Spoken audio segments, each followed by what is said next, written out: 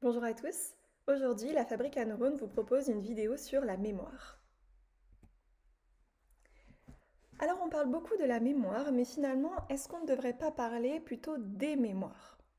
Aujourd'hui, la plus grande distinction entre les mémoires se situe au niveau de la durée de rétention de l'information. Certaines informations vont être mémorisées sur une durée courte, quelques secondes, quelques minutes, alors que d'autres informations vont être mémorisées sur une durée plus longue, plusieurs heures, jours, semaines, années, même décennies. Au sein même de la mémoire à long terme, nous allons parler de la mémoire explicite et de la mémoire implicite. Dans la mémoire explicite, on va retrouver la mémoire sémantique qui est liée aux connaissances que nous avons, à des connaissances générales sur le monde. Et nous allons également parler de la mémoire épisodique, qui contient nos souvenirs, notre autobiographie. Dans la mémoire implicite, nous avons ce que nous appelons l'amorçage, qui est lié à notre comportement, et ensuite la mémoire procédurale, qui est une mémoire liée aux automatismes, aux procédures et à la motricité. Après un bref aperçu de ces différents types de mémoire, je vous propose de creuser un petit peu dans chacun de ces sous-types.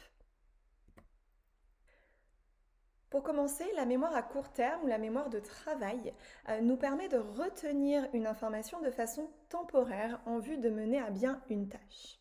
Par exemple, je suis au téléphone, on me donne un numéro, je le retiens en mémoire à court terme, le temps de trouver un post-it et un stylo pour le noter. Je suis dans une ville et je cherche mon chemin, je le demande à quelqu'un.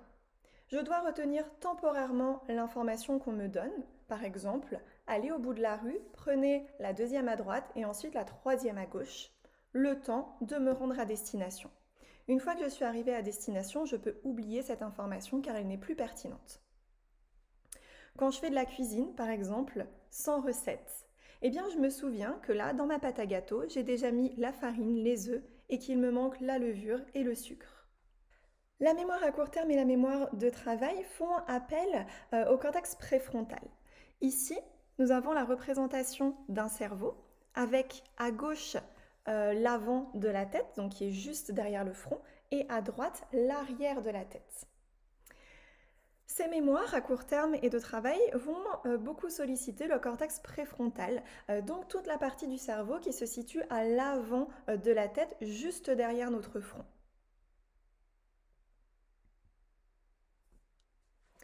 Passons maintenant à la mémoire à long terme avec le rôle de l'hippocampe.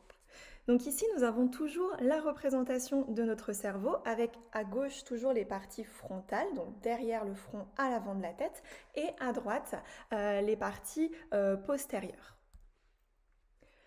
Au milieu du cerveau, vous voyez qu'il y a toute une structure qui est représentée.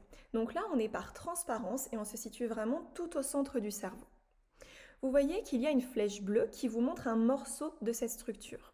Et ce morceau de la structure, c'est l'hippocampe.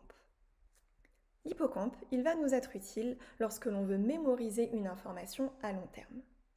Lorsqu'une information nous est présentée, elle passe d'abord par la mémoire à court terme, pour ensuite éventuellement arriver en mémoire à long terme. Le passage de l'information de la mémoire à court terme à la mémoire à long terme se fait forcément par un passage de cette information par l'hippocampe. Notre hippocampe, il va recevoir les informations des aires sensorielles et leur les renvoyer. C'est-à-dire que je vais avoir mes aires visuelles, mes aires auditives, mes aires olfactives, etc., qui vont envoyer des informations à l'hippocampe. Les informations vont transiter par l'hippocampe et cet hippocampe va renvoyer les informations sensorielles d'où elles viennent.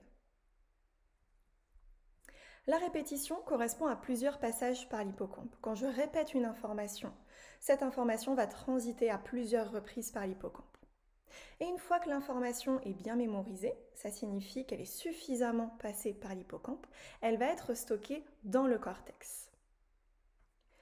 Ici, ce qui est important de retenir, c'est que une information ne va pas être stockée à un endroit du cortex en particulier, mais à plusieurs.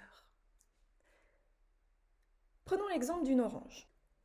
Vous avez un souvenir visuel de l'orange, vous avez un souvenir olfactif de cette orange, vous avez même un souvenir gustatif de l'orange.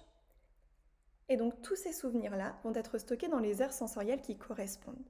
Par exemple, le souvenir visuel de mon orange va être stocké dans les aires qui traitent l'information visuelle. L'information olfactive de mon orange va être stockée dans les régions cérébrales qui traitent l'information olfactive, etc. Donc nous n'avons pas un souvenir qui est stocké à un endroit particulier de notre cortex, mais nous avons un souvenir qui va être stocké à différents endroits du cortex. Pour autant, quand nous récupérons nos souvenirs, si là je vous demande d'imaginer une orange, à quoi ça ressemble visuellement, quelle est l'odeur de l'écorce de l'orange, quel est le goût de l'orange, vous n'avez pas conscience que vous allez récupérer plusieurs éléments de votre souvenir à des endroits différents. Pour autant, c'est vraiment ce qui se passe dans votre cerveau.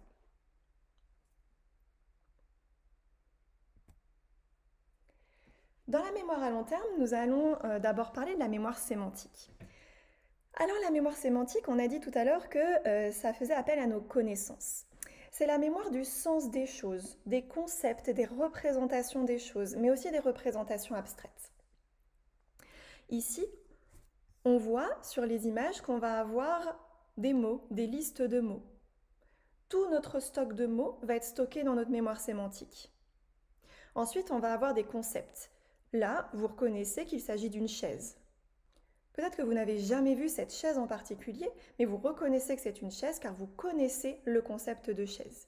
Il y a un plateau horizontal, un plateau vertical, 4 pieds. Je connais le concept de chaise, je reconnais que c'est une chaise. Il peut y avoir plusieurs variantes d'un même concept. Ensuite, ça va être toutes les connaissances que je connais. Par exemple, je sais que Paris, c'est la capitale de la France. Je sais que je le sais. Je ne me souviens plus à quel moment j'ai appris cette information, mais cette information fait partie de mes connaissances. Et ensuite, on va avoir les représentations abstraites, comme par exemple la justice.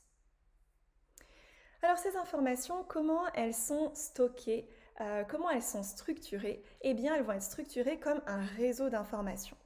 C'est-à-dire que, par exemple, mon stock de mots ne va pas être stocké comme dans un dictionnaire. Mes mots ne vont pas être stockés par ordre alphabétique. Mes souvenirs ne vont pas être stockés par ordre chronologique. Mais je vais avoir tout un réseau d'informations et ces informations vont être plus ou moins liées entre elles. Par exemple, si je vous dis chat, je vais activer tout un tas d'informations dans votre cerveau qui gravitent autour du concept de chat. Moustache, babine, croquette, souris, litière, etc. Toujours dans notre mémoire à long terme, nous avons la mémoire épisodique. La mémoire épisodique, c'est, comme son nom l'indique, la mémoire des épisodes de nos vies. C'est la mémoire de nos souvenirs. Ce sont des cas particuliers qui sont inscrits dans le temps. Et là, on va parler de représentations concrètes. Donc ce sont des souvenirs, des événements de vie, des choses qui sont personnelles, qui ont personnellement été vécues. Ces souvenirs sont également structurés comme un réseau d'informations. Ensuite, nous avons la mémoire procédurale. La mémoire procédurale, comme son nom l'indique, c'est la mémoire des procédures, des automatismes. Par exemple, faire du vélo, conduire une voiture, faire un lacet, faire des tresses. Donc c'est toutes les procédures que je connais. Par exemple, pour les conducteurs experts, c'est-à-dire les conducteurs qui conduisent depuis plusieurs années, on ne va pas réfléchir quand on rentre dans notre voiture, alors quelle est la première étape? Je mets le contact, je débraye, je passe la première, etc. C'est un automatisme parce que j'ai appris à le faire et je suis expert de cette procédure. En ce qui concerne les mémoires épisodiques et sémantiques, elles vont faire appel au cortex frontal et temporal. Donc le cortex frontal qui se situe derrière le front et le cortex temporal qui se situe au niveau des oreilles. À présent, nous allons parler de l'apprentissage multi-épisodique. À chaque épisode de nos vies, on va augmenter notre compréhension et notre mémoire des concepts que l'on a déjà en tête. Chaque épisode va être composé d'un souvenir et d'un concept.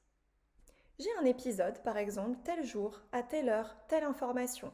Admettons, hier, je suis allée au cinéma avec une amie pour voir un film comique. Dans cet épisode de vie, j'ai un souvenir. Mon souvenir, c'est que je suis allée au cinéma avec cette amie. C'était un film comique, on a bien rigolé, c'était super. Je vais avoir des émotions qui sont personnalisées, des informations qui sont personnalisées, qui sont propres à mon souvenir, qui sont personnelles. Mais je vais aussi avoir un concept, c'est-à-dire une information générale, une information intemporelle. Ici, je vais avoir le concept de cinéma, je vais avoir le concept de film comique et je vais avoir le concept d'amitié. Et donc chacun de mes épisodes de vie va être composé d'un souvenir et d'un concept. Et à chaque fois, je vais renforcer les concepts que j'ai déjà en tête. Merci pour votre attention et à bientôt à la Fabrique à neurones.